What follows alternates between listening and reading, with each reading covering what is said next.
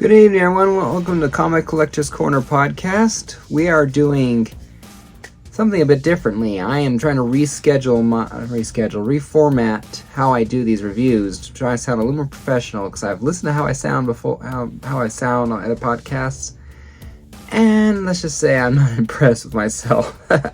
So I've actually got some notes that I'm going to read this time. So let's begin with Dark Web Dawn or Dusk. I forget which one is actually called. Number 1. Alright, with my notes. We open with Ben and Janine walking in the snow in New York, but Peter and MJ, come up out of nowhere, mocking Ben, and they take his mouth, they take his eyes, his hair, because they just don't belong to him, which frankly sounds weird.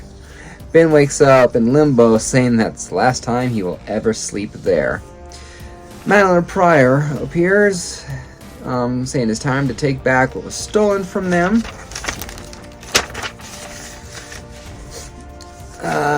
Sorry, my notes are a little messy still. There we go. Sorry. And then we flash to the Coffee Bean, where we're celebrating the late Harry Osborn's birthday, the clone. Even MJ and Peter are temporarily burying the axe for this special occasion and talking to each other. Norman, who's also there, but doesn't want to go inside because he just doesn't understand where he fits in all this. He knows it was a clone that died, but he doesn't know how he feels. It's just, he talks to Peter and then he ends up leaving. X-Men are enjoying some window shopping when the attack from Limbo is launched by demons escaping by Madeline Pryor's terrible singing and piano playing, because it's just so bad she has escaped from hell. With the same words over and over again. We see all sorts of, things come to life. Possessed by demons, and hell breaks loose at Rockefeller Center. Norman's watching all this going on TV, thinking he can help. So he goes to get his goblin glider, golden goblin stuff. When Ben stops by, because he doesn't remember much, but what he remembers is the painful memories, and certainly someone killing him would be something to remember. And so he just starts beating him up a lot. Elsewhere, Hallows Eve and Madeline Pryor are with Venom, Eddie Brock Venom, and they brought him all the way back to the Lethal Protector of the 90s. Back to eating brains. Yum, yum, yum. Goblin Queen's plans for Spider-Man, but they went too far, apparently, when they manipulated Venom's brain. And he's gone rogue, and he's only after one thing, and that's Spider-Man's brains. So, this issue felt was alright. The artwork was decent. It was pretty good. The story I felt could have been done a little bit better, but there's not too much to complain about, really. We got carriages coming to life.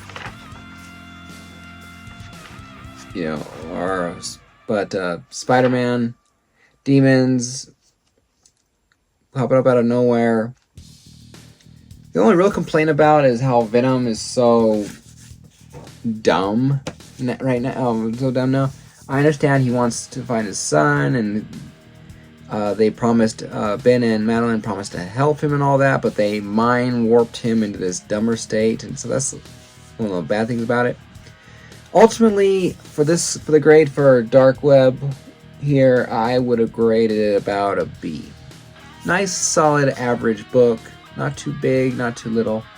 Just a nice, solid, average book. Alright.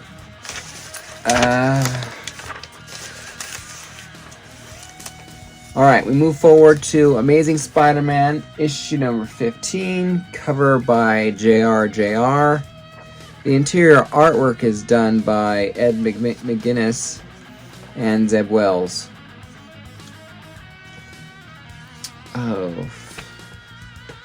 So, New York is alive, possessed by demons, and people are saved by Venom, Lethal Protector.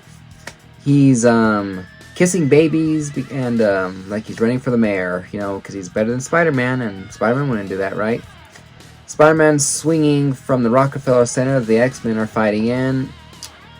Over possessed Christmas trees, looking for and he's looking for Norman, his help for answers here.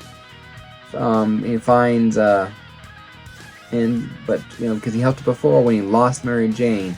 But he finds Ben standing over a very beat-up looking Norman. Peter tries to talk to Ben, but Ben will not have it, and he will make New York suffer until he gets back what was stolen from him.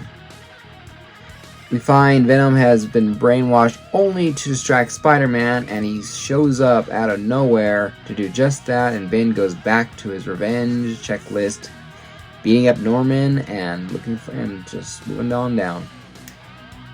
We have a few panels where Spidey and Venom are just fighting each other. We flash back to Ben, who has gathered something he called the lies of the bleeding ones. Lies of the bleeding ones. He has a tomb of Kalak. He has a tomb of spells. I can't see the name. Tomb of Balakan and tears of something in some sort of goblet thing. Something I don't understand. Probably to do with limbo and magic. Because they are right outside the Osborn Industries where Kamala Khan is doing her internship.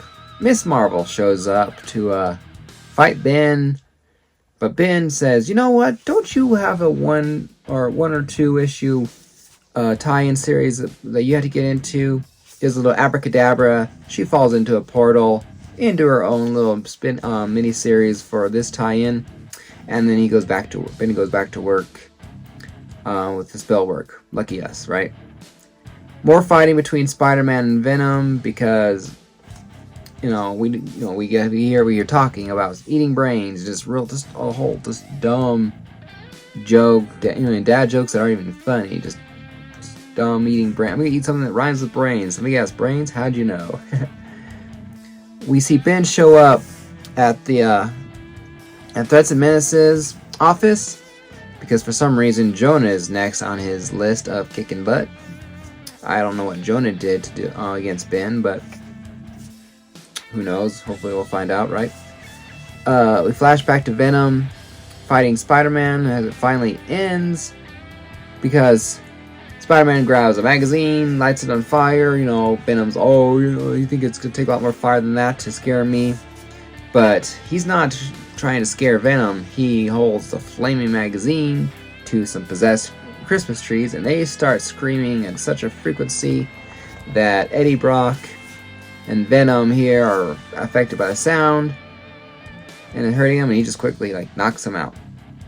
But right as he knocks him out, Madeline Pryor and Hallows Eve show up for Venom because they need him for secret plans of their own.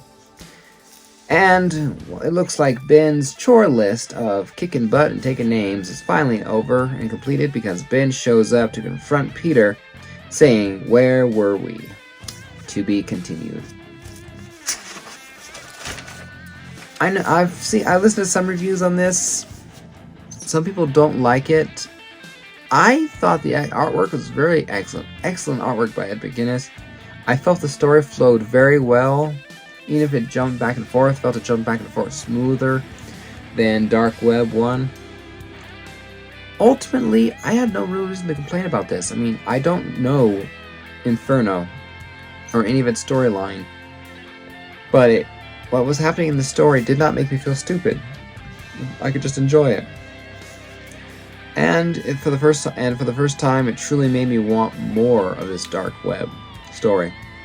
I actually look forward to the next few issues of ASM, and the Venom tie-in, and the Mary Jane, and the Golden Goblin. Any tie-ins are there. I look forward to learning more about this Dark Web, Ben Reilly plan that's going on. For the grade, I would give this a very solid A. I cannot give it higher than that because it doesn't deserve an A+. There's just something missing. I can't quite place my thumb on, but there's something missing. And like I said, I liked the story. I liked the artwork. I felt it flowed good. It sounded good. Solid A. So these are my reviews for the newly 89's comic reviews. Like I said, I'm trying to rebrand this and all that for my YouTube channel, Mr. Comics 89, as well as Comic Collector's Corner podcast, where you guys are currently listening to this review. Hope you enjoyed the show. If you're watching on YouTube, hit the like and subscribe button. Comment down below, what did you think of this new format? Did I do better if you've watched it before? Any things I can improve on? And those of you listening to the podcast, thank you for listening, and I'll see you guys next time for the next review. Talk to you later. Happy collecting.